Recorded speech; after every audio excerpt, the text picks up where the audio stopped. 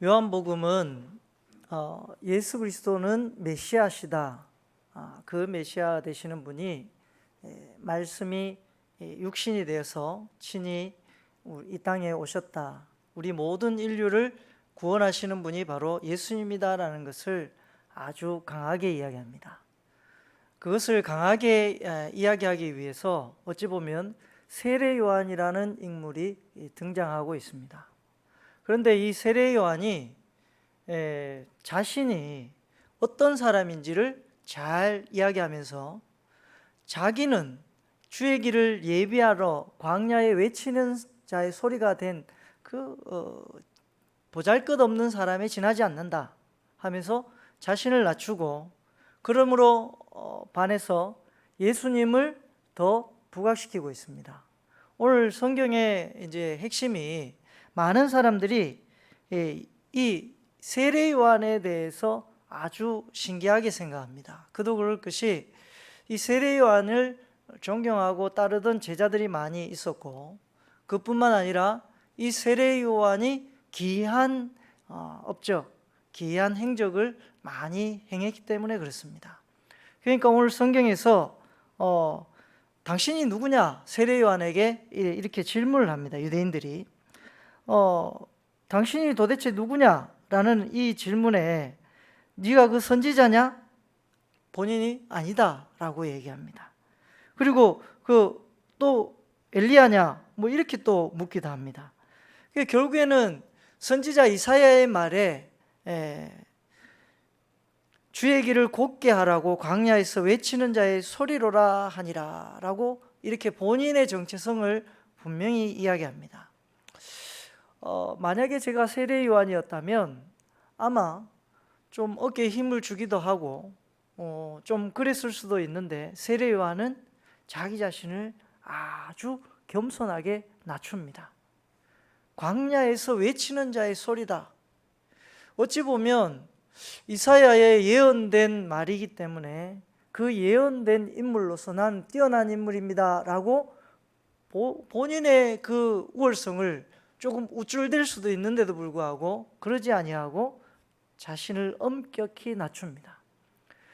그 낮춤과 반대로 이 자신이 온 목적, 광야에 외치는 자의 소리, 주의 길을 곧게 하기 위해서 그 소리가 되었다는 것을 이야기하면서 이제 예수님을 더욱더 크게 부각시킵니다. 그래서 이제 오늘 성경에 이러한 이제 나는 엘리야도 아니요 선지자도 아니고 그리스도도 아니다라고 얘기하니까, 그럼 네가 뭔데 세례를 베푸느냐라는 질문을 합니다. 여러분, 이제 세례에 대한 부분들은 이제 다음 시간에 한번 살펴보려고 하고요. 이 예수님을 위해서 자기가 왔다는 것을 더 크게 이야기하면서 예수님을 강하게 어필합니다. 이 요한복음은 복음을 증거하기에 가장 좋은 복음서이기도 합니다. 그러니까 예수님이 어떤 분인지를 정확하게 잘 일목요연하게 잘 말해주는 복음서이기 때문에 그렇습니다. 다른 복음서에서 나타나지 않는 양상들이 이 요한복음에는 많이 나타나고 있습니다. 이 요한은 그런 면에서 철저히 예수님이 어떤 분인지를 분명하게 이야기해야 되기 때문에 모든 시선이 자기에게 오는 것을 거부합니다. 다른 사람의 어떤 관심이 이 세례 요한에게 쏠리는 것을 철저히 자기는 거부하고 있는 것이죠. 사실 우리는 모든 사람들이 이 땅에 살면서 자기가 높아지기를 원하고 있고, 자기 이름을 높이는 일에 많은 돈이나 또 혹은 여러 가지 시간을, 물질을 투자합니다.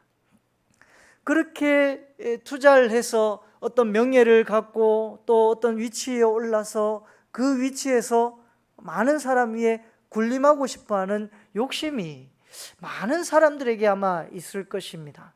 이 세례 요한도 사람이기 때문에 그런 욕심이 없으란 법이 없습니다.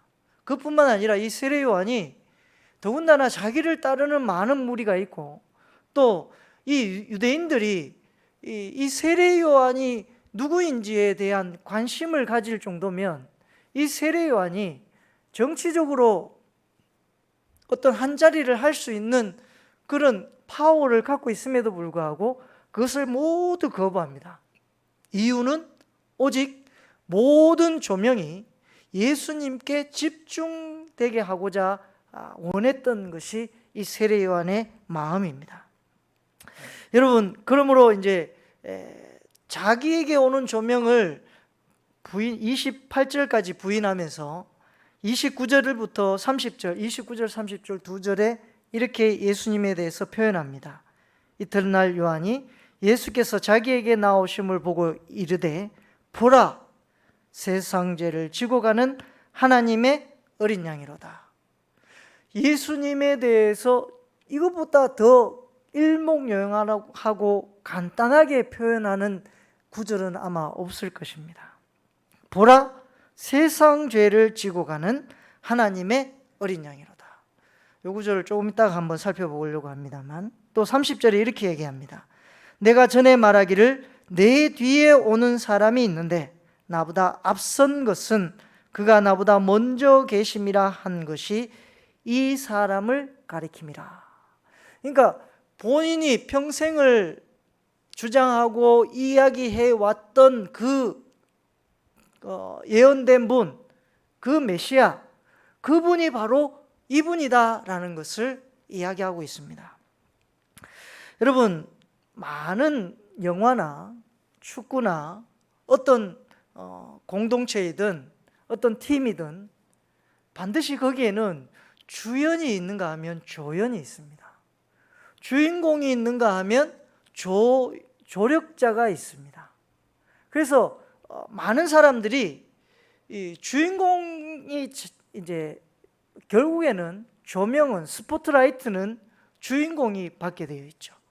그런데 주인공 혼자 잘 한다고 해서 이 드라마나 영화가 잘 이루어질지는 미지수입니다.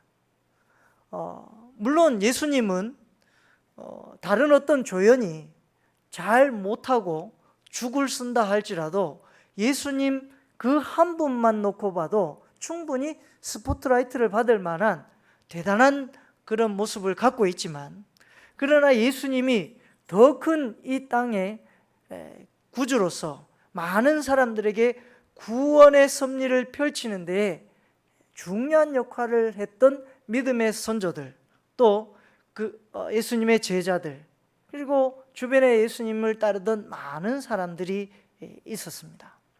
물론 영화나 스포츠와는 다르게 예수님이 하나님이시고 정말 예수님과 함께하면 어떠한 사람도 훌륭한 조력자, 훌륭한 조연이 될 수 있습니다만, 어찌됐든 그 예수님과 함께하는 많은 사람들은 예수님으로 더불어 말미암아서 훌륭한 조력자도 되고 훌륭한 인생을 살아갈 뿐만 아니라 조연을 살아도 주인공처럼 살 수 있게 된다는 것입니다.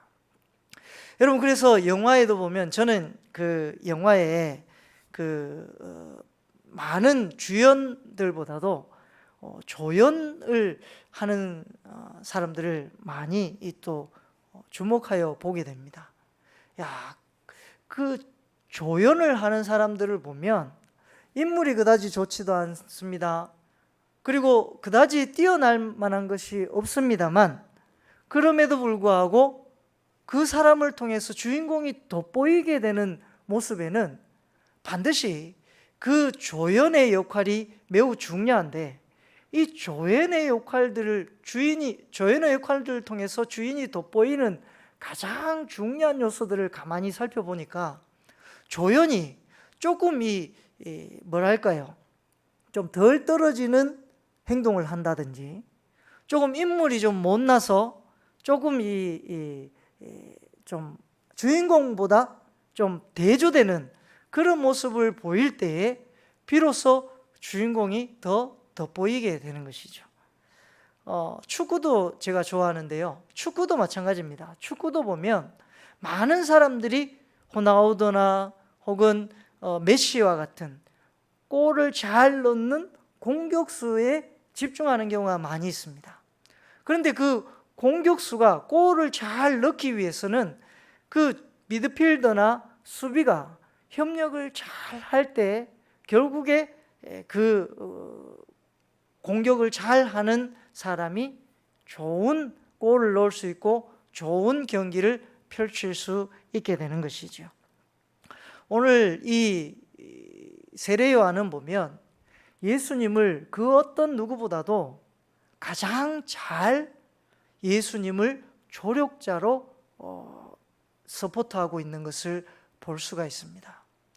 물론 예수님의 12제자들도 예수님의 복음을 증거하는 일에 많은 역할을 감당했지만 사실 예수님이 살아계실 때에 또 혹은 예수님이 오시기 전에 이렇게 큰 역할을, 많은 역할을 감당했던 인물은 세례 요한 말고는 없다고 보여집니다. 그만큼 이 세례 요한은 아주 훌륭한 일들을 하면서도 불구하고 예수님을 온전히 높이기 위해서 자신의 어떤 삶은 완전히 겸손하게 짝이 없을 정도로 낮추고 낮아진 모습을 볼 수가 있습니다. 여러분, 우리가 신앙생활을 함에 있어서 어찌 보면 중요한 것이 우리 자신이 낮아지는 것입니다. 내 자신이 낮아지지 아니하면 예수님이 높아질 수 없습니다. 내 자신이 온전히 낮아지고 겸손해지면 그 겸손을 통해서 예수님이 더욱더 돋보이게 되어 있습니다. 우리가 우리의 겸손함을 우리가 겸손하여지지 아니하고 우리가 온전히 교만하여서 예수 그리스도를 믿는다고 한번 상상해 봅시다. 그러면 예수 그리스도를 믿는 그 목적에서 예수님이 주인공이 아니고 우리가 주인공이 될 수 있습니다. 그렇게 되면 예수님의 조연을 하는 그 역할보다는 우리가 좀 더 잘 먹고 잘 살고 잘 입고 또한 내가 복받았다라는 많은 사람들로부터의 부러움 섞인 눈초리를 받아보는 그런 것에 더 우리가 집중하여 살아갈지도 모릅니다. 그렇기 때문에 예수님을 믿는 어떤 모든 우리의 삶의 행동이 우리를 위한 것이 될 수 있는 것이죠. 나 자신을 위한 것이 될 수 있는 것이 됩니다. 그렇게 되면 정말 예수님이 이 땅에 오신 목적, 예수님이 이 땅에 오셔서 우리에게 보여주신 그 사랑은 내게만 유익이 되고 아무런 인류에 도움이 되지 않을 수 있습니다. 여러분, 이 세례 요한이 자신의 겸손을 오늘 나타내면서 이 예수님에 대해서 이렇게 얘기합니다. 29절에요. 보라, 세상 죄를 지고 가는 하나님의 어린 양이로다. 여기에서 말하는 이 보라라는 말은 매우 큰 감탄이 섞인 그 말입니다. 그러니까 정말 우리가 애타게 기다리던 그 어떤 모습에서 보라, 드디어 왔다, 올 것이 왔다, 그런 의미의 보라입니다. 그러니까 우리가 그토록 애타게 기다리던 우리를 해방시켜줄 진정한 메시아 그리스도, 그가 왔다, 보라, 이런 의미입니다. 보라. 그러니까 단순히 이거 봐봐, 자신의 어떤 좋은 것을 샀을 때 자랑할 때 그 보라라는 의미하고는 다르게 감격과 기쁨과 고대함과 이런 어떤 감탄사가 함축되어 있는 보라라는 말입니다. 그래서 자신이 평생을 바쳐서 살아왔던 그 삶의 시간을 보라라고 하는 이 말로 마치 돋보기를 가지고 태양을 딱 집중시켜서 열을 만들어내는 것처럼, 종이를 태우는 것처럼 이 보라라는 말인 바로 세례 요한이 그렇게 애타게 주장하고 광야에 외치는 자의 소리가 되었던 그 소리를 보라라는 것입니다. 그 외치는 외침이 드디어 왔다. 보라. 이런 의미입니다. 그러면서 예수님에 대해서 굉장히 함축적으로 이야기하고 있는데요. 세상 죄를 지고 가는, 이렇게 표현하고 있습니다. 세상 죄를 지고 가는이라는 표현은 현재 진행형의 과거 완료형이 아닌 현재 진행형의 이 표현입니다. 그러니까 과거, 현재, 미래의 모든 죄를 아우르는 그런 표현입니다. 즉 말하자면 과거에 있었던 인류의 모든 죄악들을 짊어지시고 갈 그분이 바로 이분이다. 또 현재 너희가 지은 죄의 모든 죄를 담당하실 분이 바로 이분이다. 그리고 앞으로도 많은 인류의 죄를 지고 갈 분이 바로 이분이다 라는 표현이 바로 세상 죄를 지고 가는 이라는 말로 표현하고 있는 것입니다.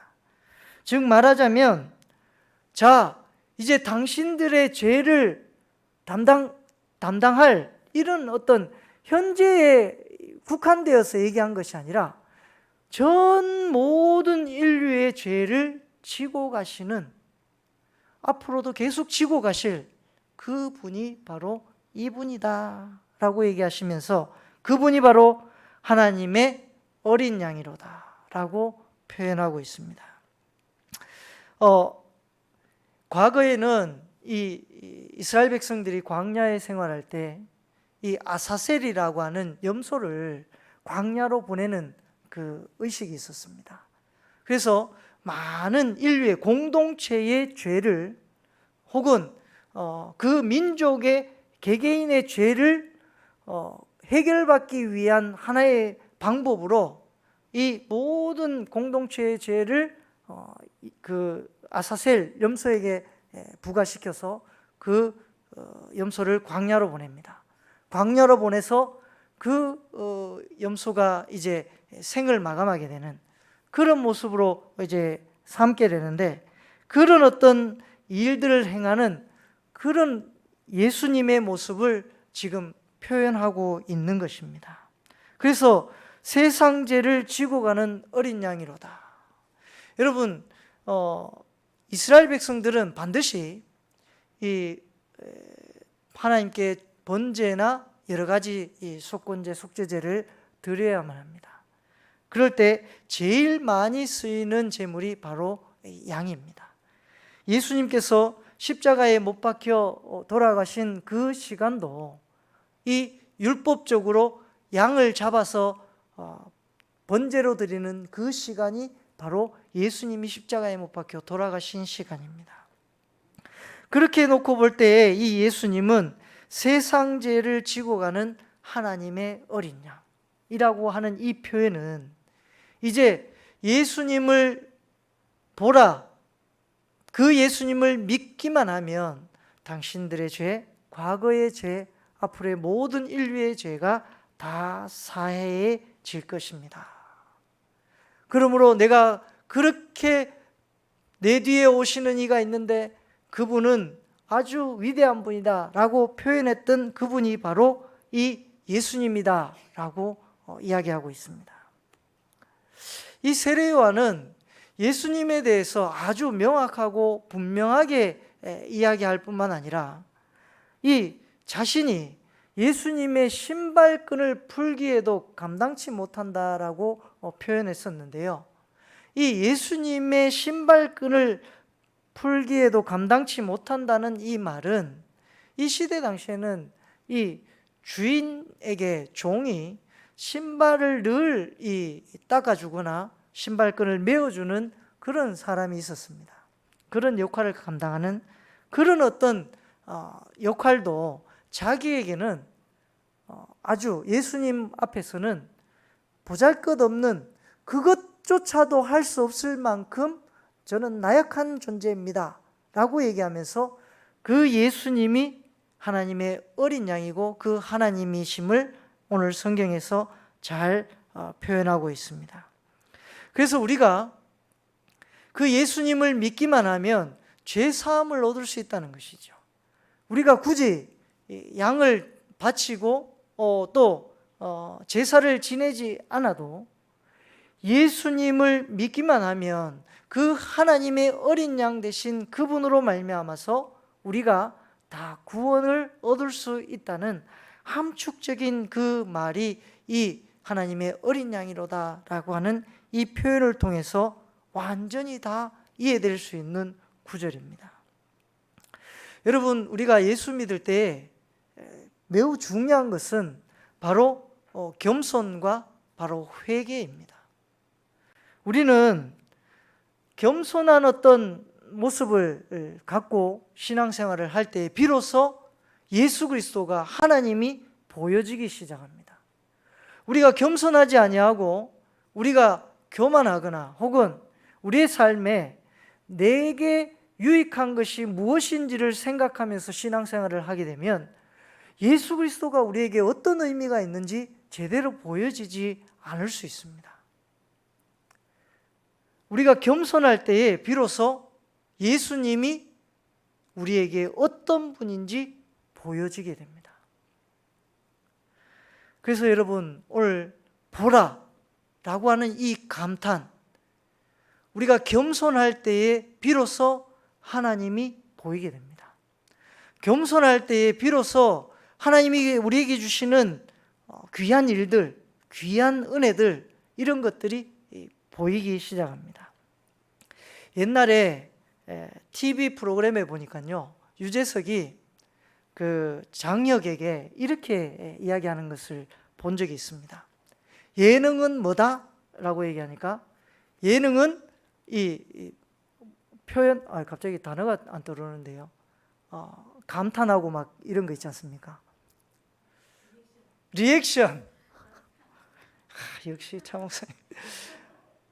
예능은 리액션이다. 예능은 뭐다? 이러니까 장혁이 리액션. 여러분, 이 모든 삶에도 마찬가지인 것 같습니다. 어떤 사람이 좋은 일을 하면 그 좋은 일에 내가 좋은 적절한 리액션을 딱 보일 때에 그 모습이 더 귀하게 여겨지는 것이죠. 예능도 마찬가지입니다. 예능도 참 좋은 예능은 그냥 밋밋하게 어떤 그 연예인들이 앞에서 이야기를 하면 그냥 무반응, 무표정으로 가만히 있게 되면 그 프로는 별 재미가 없게 되겠죠. 근데 작은 것 한마디에 오버해서 리액션을 합니다. 그걸 보는 우리는 더 막 신이 나서 깔깔거리고 배를 잡고 웃지요. 와이프가 설교할 때 자꾸 제 이야기를 하지 말라 해가지고 제 얘기를 안 하려고 했는데 반응이 좀 시원찮아서 제 얘기를 한 가지 하면, 와이프가 늘 밥을 딱 차려주고 난 다음에 이렇게 얘기합니다. 밥을 먹고 난 다음에 맛있는지 맛없는지 표현을 해라는 겁니다. 제가 표현이 참 잘 안 되는 사람이거든요. 그래서 최고의 표현이 와, 오늘 진짜 맛있네, 이 말 한마디면 끝이거든요, 저는. 그래서 재미가 없대요. 밥 해주는 게, 맛있는 거 해주는 게 별 재미가 없대요. 그래서 요즘은 좀 리액션 하는 것을 좀 배워야 되겠다는 생각을 많이 가지게 됩니다. 그런데 간혹 우리 저 주변에 이제 차 목사님이나 담임 목사님이나 다른 분들을 보면 너무 자연스럽게 이 리액션이 너무 좋더라고요. 제가 그걸 좀 유심히 좀 보고 있습니다, 요즘.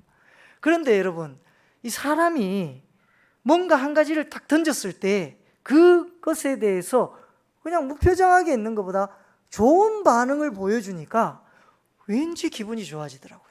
왠지 아무것도 아닌 일에 더 기쁨이 배가 되고 감사가 넘치게 되고 감탄이 다음에는 더 좋은 것을 해야 되겠다 하는 생각이 들게 되더라는 겁니다. 여러분, 우리 사람도 이와 같은데 하나님은 어떨까요? 하나님도 마찬가지입니다. 이 세례요한이 보라라고 하는 어떤 자기의 삶을 합축해가지고 얘기하는 이 감탄적인 이 보라의 표현. 그러니까 우리의 신앙이 무미건조한 것은 어찌 보면 하나님이 내게 날마다 주시는 축복에 감탄할지 모르기 때문에 그런 줄도 모르겠습니다. 여러분, 한국 사람은 유독 감탄이 적다고 얘기를 해요. 한국 사람은 유독 이 남이 하는 얘기에 무표정한 경우가 많이 있다고 얘기합니다. 그래서 무엇이든 연구소 이 소장 이분이 실험을 했어요. 지하철에서 이제 모르는 사람이 앞에 있으면 방긋 웃는 겁니다. 근데 여자들은 자매나 여자분들 앞에서 남자가 방긋 웃으면 여자분들은 처음에는 저분이 왜 저럴까 하다가 같이 따라 웃어준대요. 그런데 이 남자들은 앞에서 방긋 웃으면 위아래로 쳐다보다가 고개를 팩 돌린답니다. 이분이 하는 이야기가 뭐냐면 한국 남자들은 이 감탄하는데 너무 인색하다 이렇게 얘기합니다. 제가 그런 사람인 것 같거든요. 그래서 이 감탄이 적다 보니까 다른 사람과의 이 어떤 관계 형성이 조금 부족할 수 있습니다. 그래서 요즘 한국 사람들은 감탄을 많이 할 것을 이 사람이 많이 가르치고 다니더라고요.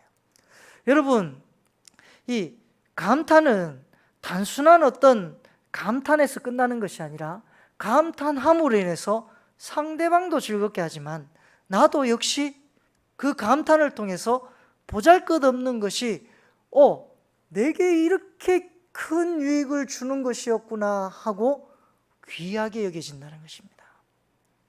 여러분, 우리가 신앙생활이 자꾸 이 날이 가면 갈수록 무미건조한 모습으로 바뀌는 사람들을 많이 보게 되는데요.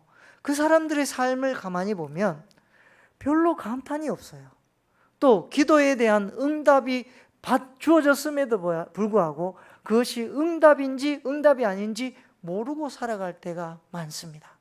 그뿐만 아니라 우리에게 너무나도 일상적으로 그냥 옛날에 누리지 못했던 것들을 다 누리고 살다 보니까 내게 주어지는 것이 그냥 당연하게 여겨지는 경우가 너무나도 많이 있는 것이죠. 그러다 보니까 감탄하는 데에 소홀해지게 되는 것입니다.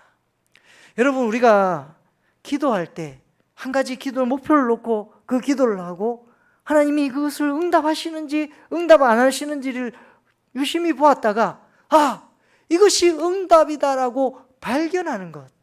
여러분, 이 발견하는 것에서부터 비로소 하나님을 느낄 수 있게 되는 것입니다.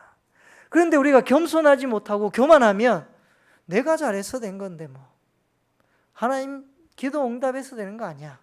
내가 잘해서 된 거야 라고 하는 우리의 교만이 결국에는 하나님을 보지 못하게 만들어 버린다는 것입니다. 그래서 여러분, 정말 하나님이 매 순간순간 나와 함께 하시고 지켜주시는 것을 우리가 느끼지 못하고 내가 그냥 잘해서 이만큼 살아온 거야 라고 교만하게 느끼고 살아가는 것이 많이 있다는 것입니다. 그래서 신앙생활에 이 겸손이라는 것이 매우 중요하다는 것입니다. 저는 요즘 들어 가끔씩 그런 어떤 것을 많이 느낍니다. 운전하고 가다가 갑자기 어떤 차가 막 끼어들어가지고 저런 쌍놈의 형제님을 봤나 하면서 좀 속도를 줄이지만 그런데 그 속도를 줄임으로 인해서 더 큰 사고가 날 수 있는 상황이 내가 이 속도로 갔으면 옆에서 갑자기 끼어들어오는 차와 박을 수도 있었는데 하는 그런 생각이 문득문득 운전하면서 들 때가 있습니다. 그것을 가만히 놓고 보니까 하나님이 나와 함께 하시구나. 나와 매 순간순간 내가 느끼지 못하는 이 순간에도 하나님은 나와 함께 하셔서 나의 보호자가 되시고 나의 인도자가 되시고 내게 복을 주시는 분이시구나 하는 것을 느끼는 경우가 요즘 아주 많이 있습니다. 아프고 난 다음에요. 여러분, 우리도 이렇게 겸손한 모습을 가지지 아니하면 하나님이 내게 얼마나 귀한 일을 펼치고 계시는지 무감각하게 살아갈 때가 많습니다. 그래서 세례 요한이 말하는 이 보라, 예수님이 오시면 당연히 후광이 나타나고 예수님이 대단한 어떤 성령이 하늘로부터 비둘기같이 내려오고 이런 기이한 현상이 나타나는 것을 경험하게 될 텐데 왜 보라라고 얘기하시면서 막 그렇게 예수님을 집중 조명하게끔 만들었을까 하는 것입니다. 우리의 삶에도 예수님을 집중 조명하는 감탄이 필요합니다. 그 감탄이 비로소 우리를 하나님을 더욱더 느끼게 만들어 간다는 것이죠. 그 다음 두 번째로, 여러분, 우리가 겸손하지 못한 이유는 회개하지 않기 때문에 그렇습니다. 회개하지 않는다는 것은 나는 뭐 회개할 것이 없어, 내가 이 정도 신앙생활 하면 잘한 거지, 내가 새벽기도도 열심히 나오고 주일 예배도 빠지지 않느냐고, 코로나 같은 이 시대에 수요 예배도 나오고 내가 이만하면 신앙생활 잘하는 거야 하고 하는 이 삶이 결국에는 회개로부터 무딘 삶을 살아가게 만든다는 것입니다. 여러분, 회개하는 삶을 살아가면 내가 누구인지 더 크게 깨닫게 된다는 것입니다. 내가 회개를 하지 않는 어떤 매일매일 매 순간순간, 하나님, 내가 죽을 수밖에 없는 죄인이었는데 오늘도 코로나 걸릴 수 있는 그런 엄청난 어떤 상황 속에 놓여 있는데도 불구하고 나를 지켜주신 데에는 내가 하나님의 자녀로 살아가기 때문에 그런 것임을 믿습니다. 그러나 저는 엄청난 죄를 지은 죄인입니다 라고 하는 자기 반성의 삶을 되돌아보면서 자기 반성의 회개를 하나님께 매일매일 하는 그 삶이야말로 비로소 하나님을 더 크게 느낄 수 있을 뿐만 아니라 우리가 어떻게 살아가야 할지를 분명하게 우리의 앞길이 환히 보여줄 수 있는 최고의 모습이라는 것입니다. 여러분, 그래서 회개하는 삶을 살아갈 때에 비로소 예수님이 어린 양 되시는 하나님의 아들, 어린 양 되시는 그 예수님이 우리와 함께 하시는 것을 느낄 수 있습니다. 내 죄 때문에 예수님이 십자가에 못 박혀 돌아가셨어.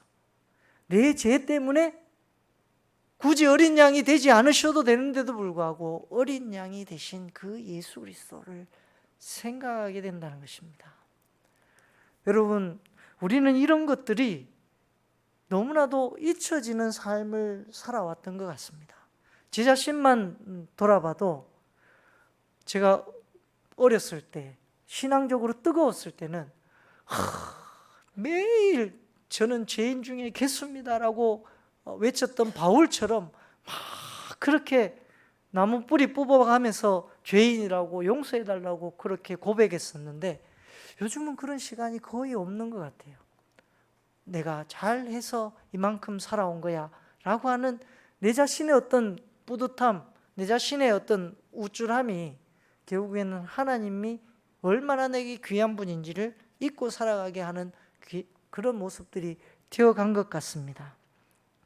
여러분, 그래서 오늘 30절에 내가 전에 말하기를 내 뒤에 오는 사람이 있는데 나보다 앞선 것은 그가 나보다 먼저 계심이라 한 것이 이 사람을 가리킴이라 라고 복음을 제시하는 이 확고한 확신에 찬 세례 요한의 음성처럼 우리의 삶에도 이런 확실한 확신에 찬 내 속에 있는 예수 그리스도를 증거할 수 있는 그런 예수님을 본받는 어떤 삶, 회개하는 삶, 겸손한 삶이 우리에게 반드시 있어야 한다는 것입니다.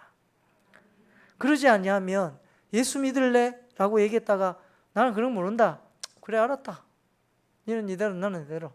이렇게 그냥 무감각하게 넘어갈지도 모르겠습니다. 그러나 여러분, 우리가 확실한 이 확신에 차서 예수 그리스도를 증언할 수 있는 이 사람이다 라고 증언할 수 있는 확신에 찬 신앙생활을 할 수 있는 저와 여러분 되시기를 간절히 소망합니다. 기도드리겠습니다. 하나님 아버지, 우리와 함께 하시고